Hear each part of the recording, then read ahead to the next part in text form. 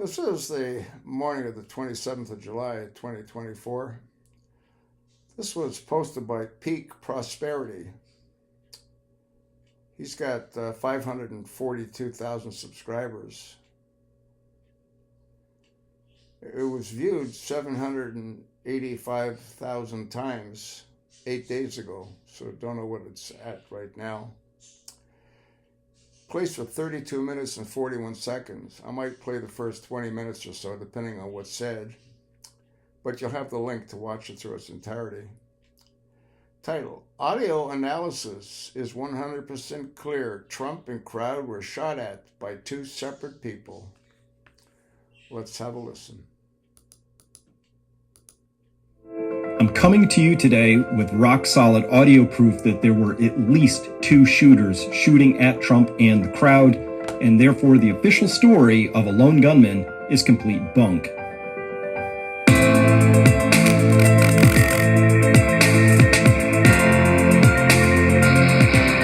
Hello everyone, I am Dr. Chris Martinson of Peak Prosperity. This is explosive. I'm actually nervous to bring this to you because, well, we know how much the deep state, the state, whatever's going on, does not like having its narratives punctured, but obviously there's a lot wrong with the Trump shooting. I'm going to show you rock solid evidence today, and I'm making this public. I've been chewing on this for a while. I don't have the complete analysis yet. We're going to need more people to weigh in on this, but let me show you what I've got. So we're going to start here. This is day 3 of the cover-up, as we're calling it. And by the way, this is July 18th. I'm going to dedicate this to my brother, John Peter Martinson. He died when he was 23, just a hole ripped out of my heart, and today's his birthday. So I have to make mention of that. So it's for you, John. I know he would have admired this work, and I'm doing this for you, and that's why I'm going to be proud and loud about this. There were two shooters, so let's reorient ourselves with the scene again. Let me get my drawing tool out, or my pointing tool. Okay, so first up, they tell us that the shooter was here. This is very accurately located on the roof off of the drain pipe, as we covered before. I'll show you that one more time. I just want to make sure we're all sharing the same orientation because this is important, right?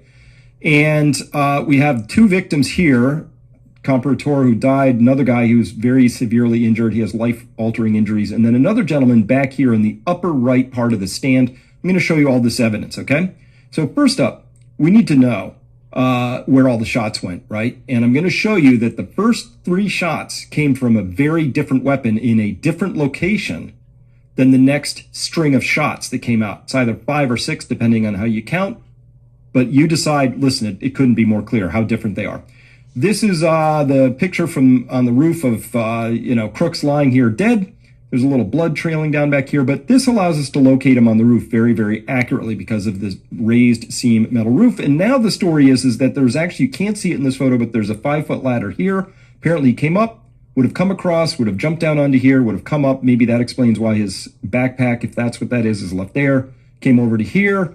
Apparently some other cop would have been lifted up and looked over a roof line. I don't know what that is. Now, even in CNN a while ago, this is from CNN, so I'm saying even because these guys are deep state sort of aligned. Operation Mockingbird. They don't print stuff unless it's pre-approved. So somebody allowed this information to come out, and they said here that the first 3 shots were consistent with weapon A, and the next 5 consistent with alleged weapon B, and the final acoustic impulse emitted by a third possible weapon C. I believe that's true, and weapon C is the sniper taking out Crooks, I think. Best guess. I'll give you my big hypothesis at the end. So this was confirmed. This is per audio analysis by Catalin Gregores, director of the National Center for Media Forensics at the University of Colorado in Denver. So I'm sure that her and Cole Whitecotton, a senior professional research associate, they have much better access to much better analysis software and all of that. All I need to get out to you today is something that seems to be missing from the dialogue, and they're trying to run forward with this lone shooter junk, which of course is straight from their playbook. That's how they did it. That's what they did with JFK. They lied about that. That's what they did with RFK. They lied about that. So this is standard from the playbook kind of stuff. Lone nut with a mysterious motive we can't unravel. We're here to unravel all of that, okay? Rock solid, absolutely conclusive. And this is the best part about being alive today. We don't have to wait for 30, 40 years for a Zapruder film and people to sort of analyze it.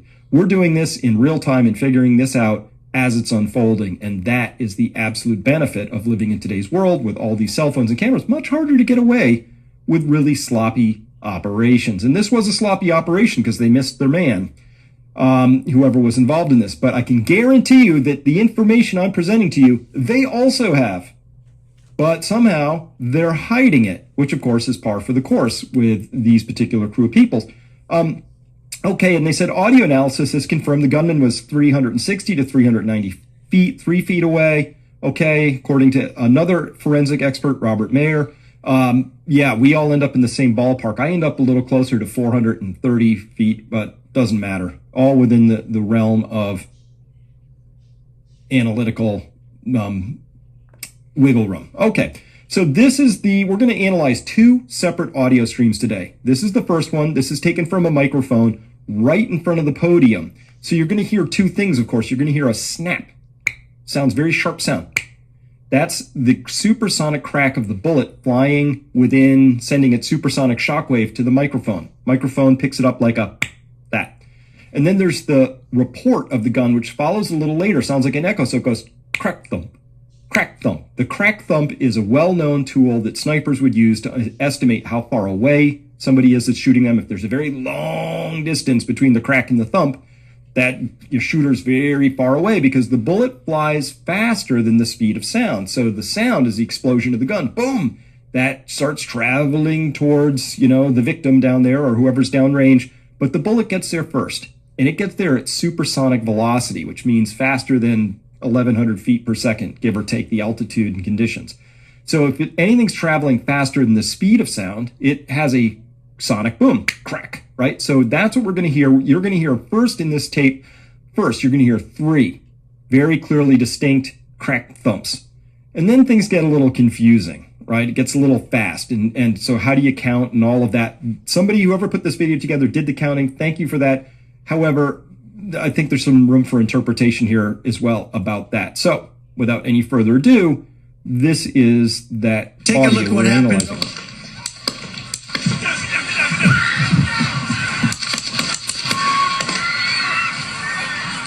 Wait. Hang on. We're going to do one more.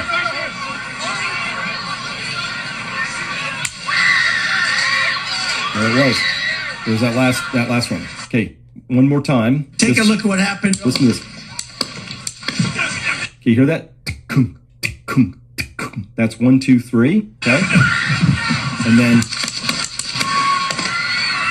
hard to unravel what's happening there because we have echoes. We've got them overstacking each other. So there's 2 supersonic cracks that come in, and later the thumps of the gun come in, the crack thumps. So it gets a little tricky to unravel. So let's do that and go there. Okay. First up, I want a big shout out to Mike Adams at Health Ranger. He was out with this within minutes for those first 3 shots. Clued me in to the idea that we really did need to take a look at the other one. So way to go, Mike. Thank you for picking that up and doing that. All right. This is the audio file. I pulled it into a program called Audacity, right, off of that video. And I find on here 9 separate shots, okay? So I find 3, then a grouping of 5, and then one last one out there. Number 9, I think, this is the sniper shot that would have, I think, looks like it took out Crooks just above the left eyebrow. If you want to go look at those, or, the gross pictures, right? Obviously, he's all bloody and dead. They have that close-up picture of his face, right? And you can actually see a hole right about here over the left eyebrow. So we have those first 3 shots, then we have the 5, and then that last one. I'm not going to worry about the last one as much, but we're going to have to look at these first sets very, very carefully here. So here is video number 1. Just to orient ourselves, I count off of this video 15.8 seconds from the very first to the very last shot. So the AP article that said, Crooks took a shot and was neutralized by snipers within seconds, what they meant was 15.8 seconds, unless I have this story wrong. Next, we're going to look at these first 3 shots here so you understand how we can analyze the rest of them. And so here's the shot. This is the sonic crack. So that's the bullet is the blue arrows, and then the report is going to be the black arrows. So that's the crack, thump, crack, thump, crack, thump. And of course, it was the first bullet that nicked Trump's ear. And again, let me get my thing here. Here's what it sounds like. Okay, so now I've just isolated the sound. There it is. Okay. Probably the most common question that I'm asked. It just popped up. I'll get rid of it. Okay. Whoops, sorry. One last time just to make sure we're hearing this right. There's 0.22 seconds between the crack and the thump, and knowing a little bit about the type of the bullet that was used and the caliber of it and the air conditions and things like that, you can estimate the distance of the shooter and how far away the shooter was. So that 0.22 second gap between the crack and the thump is very important because it helps us identify that a gun is being shot from that distance. If there were any other lengths, like if we saw a crack thump, we would clearly see that that was two separate weapons because assuming the first and the last crack thumps were the same distance apart. So if there's any variation between the crack and the thump, that's when you say, oh, that's a different weapon. So that's one way. The other way is just the tenor of just the sound of the weapon. Does it sound different? Now, this is interesting. This woman here had put up a video on TikTok. I really wish we could get the unaltered, I call it unmolested. I don't need all the words put on there. And it's not a consistent video, so there's edits in there. So I can't, if it ran from beginning to end, we could tell more, but I'm suspecting that we can tell a lot from it. So we're going to bring it up here because this is one of the videos, only videos that I know about that shows, I think, the first stand victim getting shot. So here we go. Side of Trump. I'm over on the far right or far left of Trump. These are the same bleachers. Watch the top left. These are the same exact bleachers. These are to the left of Trump. Those shots. Okay. What I've done here is, so I just want us to look at, I just pulled out that one tiny section. You can clearly see a bullet careening off of this railing up here, and it does it with enough force to atomize and vaporize. And so I think this is an important clue. We'll see. So let's just look at that over and over again. Pew, did you see that? Again. Pew, see that? Okay, whoops, one more time. And again. So you can clearly see this shot happening. Now, this gentleman who's right, and again, my laser pointer back, this gentleman right here is in a very, very distinctive American flag shirt of some kind. You can see him hunch over there a little bit, and I'm pretty sure that that shot that you see careening off the rail struck him first. And the reason I think that struck him first, because we showed this before, is from this video that's after the fact. We're on the right side of the stands. You can see he's being brought down. And you can see here he's holding, let me get my laser pointer back. He's holding his right chest, holding that, right? With his left arm is coming over. So his right chest, I don't know the extent of his injuries. I can't find any updates in the media right now, so we're going to be watching out for that. But if he was struck in that upper right chest and the bullet still managed to take something off of the railing into a puff, we see a very clear puff there. I don't think that's a .223 round. .223 round, a little 55 or a 62 grain bullet. When they hit, they tend to tumble. This would have to have had enough force to have nicked Trump's ear, if I'm right about this being the first shot, nicked his ear, traveled in, struck this gentleman, and still had enough force to vaporize either the railing or that was the bullet itself. Didn't they say they found 308 brass? They found, I think, 3 or 4 308 brass, and that's probably what they were using. That's probably what the sniper used as well. Let's go back. It could have been a 338 Lapua, but I don't think so. I think it was a 308. That was what that gray puff was. More likely that's a larger caliber round, but that's a guess, pure hypothesis, pure conjecture. I'm just throwing it out there as a placeholder, but that would be more consistent with something, say, in a 308, some 30 caliber sort of a round, something with enough energy to penetrate and still atomize and vaporize on the back railing. But again, just a guess. Doesn't matter, just speculation. It's kind of irrelevant. But again, if we're back here, again with my, so I think you can see that puff right there. See that? Oops, sorry. And puff, puff, puff. So he's been hit, and also it's on his right side. So and if you see how he's oriented, he's all the way up against the back with his right side tipped towards the back. So this is as high up as you can get. Now, the other thing I need to point out about that is he is all the way in the highest row of bleacher seats. Those things start roughly at about stage level, which is about 3.5, 4 feet in the air. And then they go up level, level, level, level. So if you said it's, I don't know, a foot or 1.5 feet per level, he's clearly many feet up in the air and he's standing. So that bullet that struck him has to be, I don't know, pick a number, 12, 15 feet in the air, pretty high up. And that's going to become important again in just a second. All right. So this is plausible for the first shot then. Okay.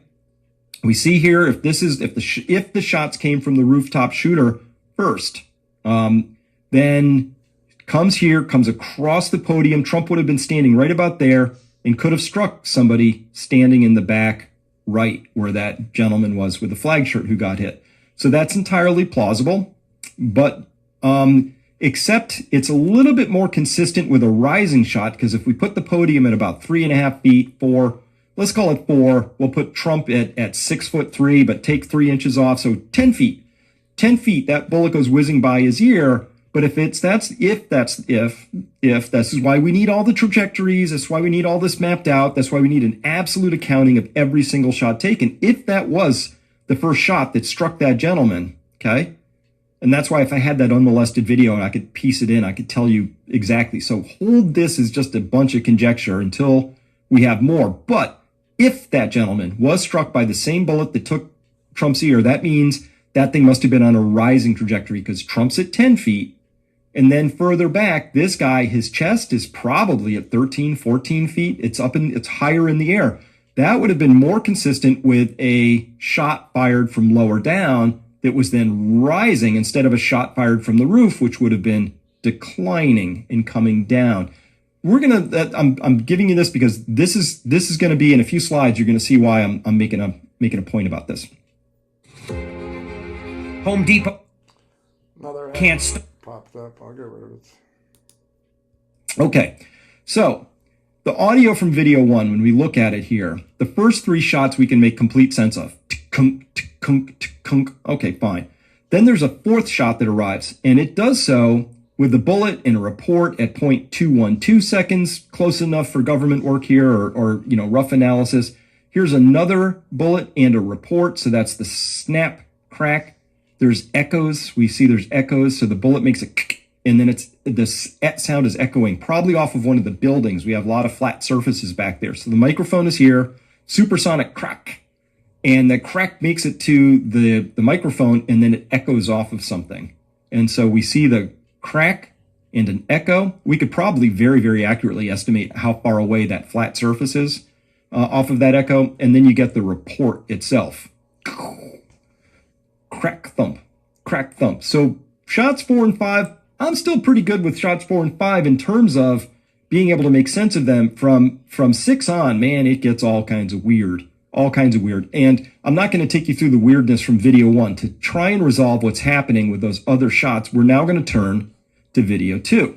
This really clarifies everything and makes the entire case. So we'll listen to it up through the shots, which is about 20 seconds of tape.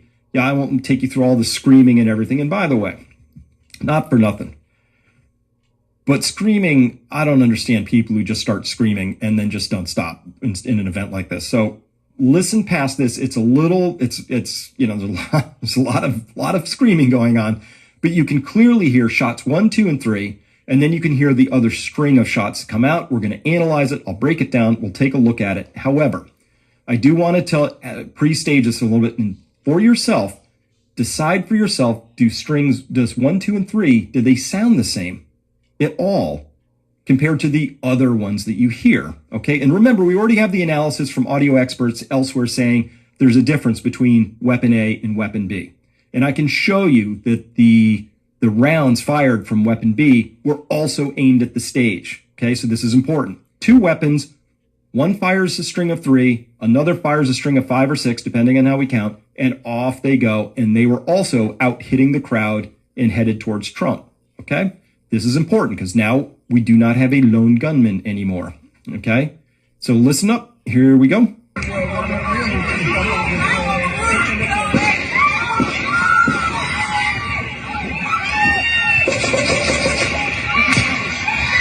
And then that one more. That's the 6 I'm unclear on. Let's listen to this again.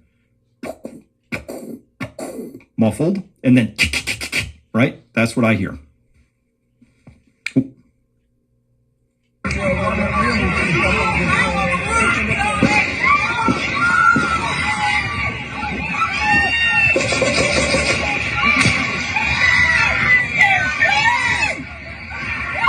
You'd have to be totally deaf not to hear a distinct difference between the first 3 shots and the next 5 shots. I mean, you'd have to be totally deaf not to see that there's a significant difference. And I think I said that in one of the first videos that I posted when I first heard the shootings take place. Let's go back. And a lot of screaming. Okay, so let's analyze this now. Let's go into this with a little bit more depth. So video 2, the way I score it, there's about 16.0 seconds from first to last shot. So very consistent with what we're experiencing on the first audio. So that's nice. They kind of line up pretty well.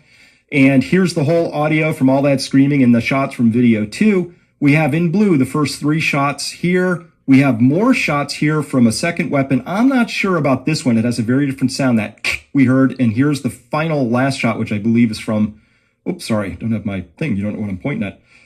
This is the 5 that make a very distinct sound. Here's one with a very different crack in it. That's the 6th shot in the string. And then here we have the final last one, which I think is the sniper weapon, which is probably the one that put the bullet just over the left eye of Crooks on the roof. So we're going to take a closer look at the blue, the red, the blacks here and listen to these things. But once again, let's just listen very carefully and we'll go back and forth until you're certain of this yourself. Here's just the first 3 shots from that video. I haven't done anything, no audio, I haven't done any enhancements. This is both of these video audio pieces are exactly pulled straight from the video itself. Nothing else. I haven't boosted any, I haven't done any filtering, raw files, okay? So, and by the way, every instinct in me was to try and minimize all the screaming, but I was like, nope. That just add, like, what did you do? And then there's questions. These are raw files. Here's 1, 2, and 3 to start. Okay, listen to that again. And one more time. Okay, now let's listen to the next string. Ooh. Yeah. Hear that? So 6 sounds different to me, but here's an interesting thing. 1, 2, and 3, besides being muffled and further away, it doesn't have echoes. Here we have, this is a shot here, this one, this peak, oh, darn it, I don't have my thing up again. Here we go. So this here is a shot. This is an echo. You know why it's an echo? Because it's inside that room. And it's echoing off the walls inside that room, which is what I had said, I don't know, 8, 9 days ago.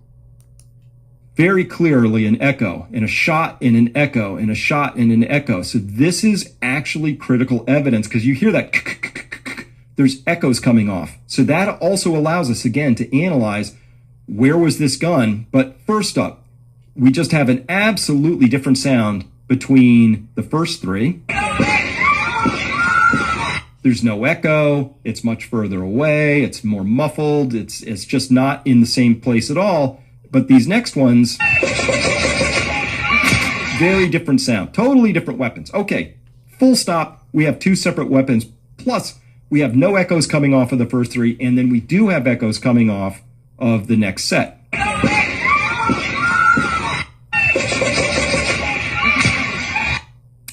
And that last one, that's different. That's not the sniper shot. The sniper shot is another 10 seconds later. So I don't know what number 6 is here, but we're just going to bookmark it for now and go on. So audio analysis conducted by Nick tells us that if those next string of shots those 1, 2, 3, 4, 5 are coming from shooter, who we're going to call shooter 2, because shooter 1 is sending off those muffled ones. Shooter 2 is very consistent. If somebody was on the roof firing something with a 223 round, and here's where audio 2 is recorded from. That we've isolated exactly where the person was standing. They were walking, so there's a little movement, but they were basically right here. The echoes we have is perfectly consistent with conditions, atmospheric conditions of the day, to have bounced off of this building, because that's what you need for an echo. You need a hard, flat surface to echo off of. So that's what we got. We have an echo that perfectly lines up with somebody being up there in shooter number 2 position. Now, here's where it gets a little weirder. So what I've done, and this is, I've taken the first timeline. This is the video number 1's audio, and I've lined it up with video number 2's audio. And for the most part, we're in pretty darn good shape, right? Here you can see, so this is the supersonic crack. So that's the crack of the bullet arriving. And I've lined that up with what I did. I just shifted the timelines to line up with, this is the report of the gun. So the 1, 2, 3, 4, 5 gun plus a 6, right? 1, 2, 3, 4, 5, 6. I've lined up that first blast of the gun with the arrival of the bullet so that it should be consistent, because if you have the explosion, the arrival of it downstream, they ought to line up, right? The timings ought to be the same. So sure enough, shot 1, no problemo, lines up perfectly. This is an echo up top there. Here's the echo down here for shot 1. The top bullet is echoing off of whatever it's echoing up there near the stage. And this is echoing probably off of that building surface we just showed you. So shot 1, 100%, we're good to go. Shot 2, same thing, lines up perfectly. It's got an echo right here. That's that little peak right there. And it's got an echo up top. Everything lines up. Shot 3, though, remember this is 1, 2, 3, 4, 5. 1, 2, 3, 4, 5, 6. This one doesn't line up. This one is actually, this shot happens about 0.03 seconds earlier. There's not alignment. It should be right under this peak, but it's not, which means the shot happened 0.03 seconds. It took 0.03 seconds longer for that bullet to get downstream, right? To the microphone in front of the Trump platform there. What does that mean? Well, that means that it's somewhere between, depending on the caliber and, maybe the caliber. I don't have any bullets here. I can't guarantee anything. Depending on a lot of things, the muzzle velocity of whatever this projectile was, and things like that. That 0.03 seconds, assuming it's 2,600 feet per second, that's how fast this thing's traveling. Could be 2,500, could be 3,000. I don't know what they're using, so you have to make some guesses. But it's further away. This implies the possibility that shots 1 and 2, those are fired by crooks, but somebody about 78 to 100 feet further away took shot 3. Then shots 4 and 5 line up again perfectly, but shot 6, hey, that's off the mark again by the same amount. And there's not quite the echoes that are happening off of shot 3. We don't see the same. There should be an echo right here. There should be an echo right here. We don't see that, not like these big echoes. So there's a chance here, I'm making a chance that there's a possibility of there were 2 weapons being fired that are different from the first one. 1, 2, 3 are from weapon 1.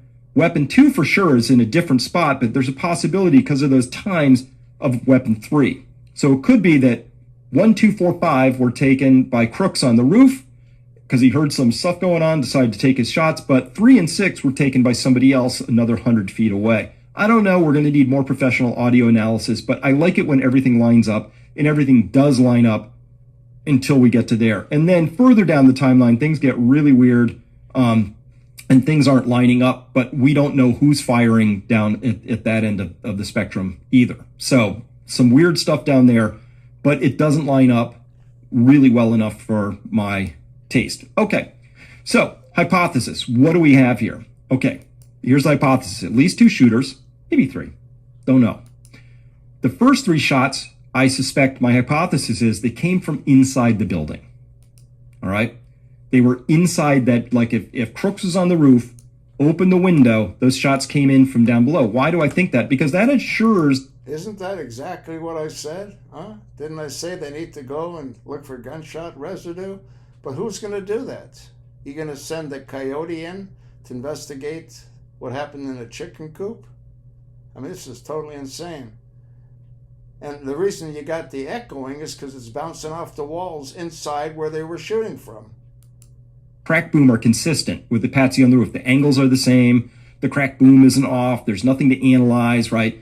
If those first 3 shots come out from below Crooks, then it all lines up, right? And this aligns with what we have from video number 2's audio, where it's more distant, it's a muffled sound that would be more consistent with being inside.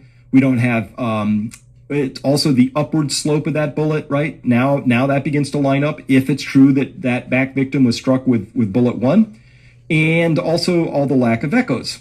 So everything's consistent with that hypothesis, and it's just a hypothesis. I'm just trying to, put some meats on the bones of what might have happened here, because I know for a fact we had 2 guns, period, maybe 3. I could make a case for 3. I'm not as solid on that. I'm going to wait for expert analysis. But we don't need any further expert analysis to understand there were 2 weapons being fired at the stage, right? It's crazy.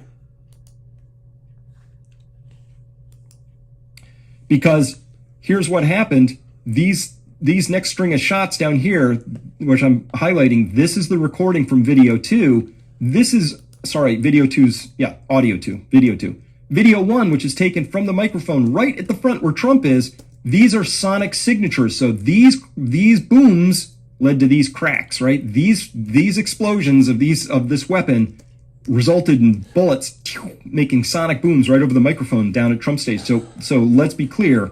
These 1, 2, 3, 4, 5, 6 wasn't like, oh, because I can hear it already. They're like, oh, well, the Beaver County Emergency Services Unit saw him and climbed up and blah, blah, blah, blah, blah. Really, I guess that's what it was. That's not what it was. This second weapon that was fired, leaving the echoes and that sharper crack, that was fired towards the stands. So we have 2 shooters, guaranteed, full stop. Okay.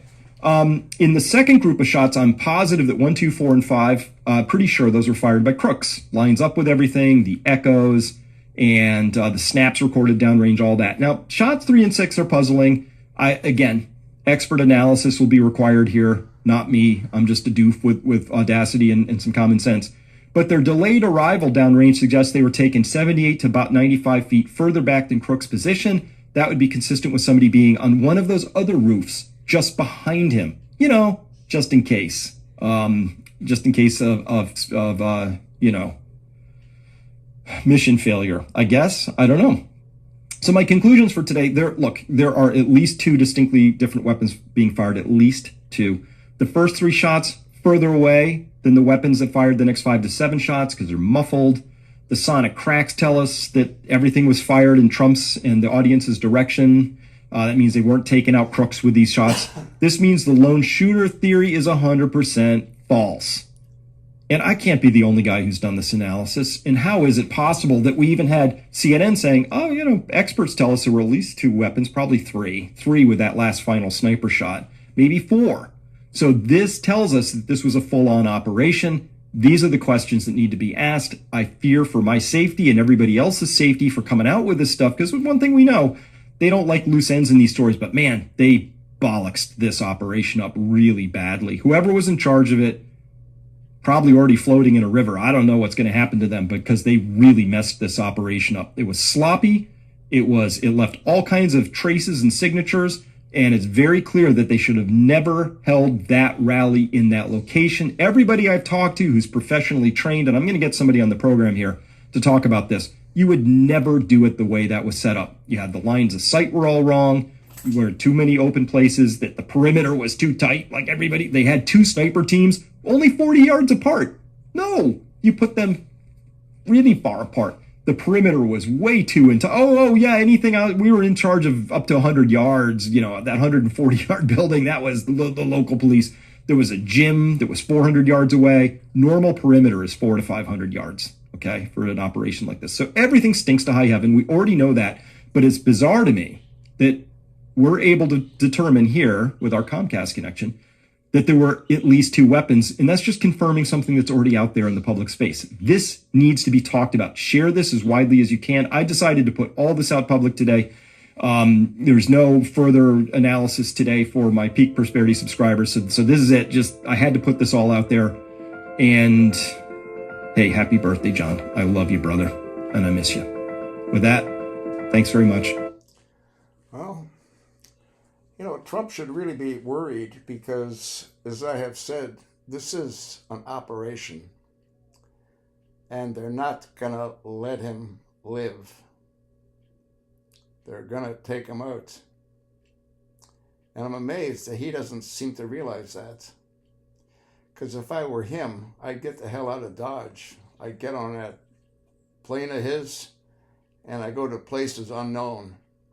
That's what I would do if I were him. And I'd take my family with me. Let me know what you think. I'm convinced there were at least 2 shooters that shot at Trump, and then you had the sniper. And I'm convinced they used a .308, which is what sniper teams use. And I've shot with 3 different sniper teams. They have the Lapuas as well, but they shoot the .308 mainly. Pass it along, folks. I cannot do this alone. And thanks for listening.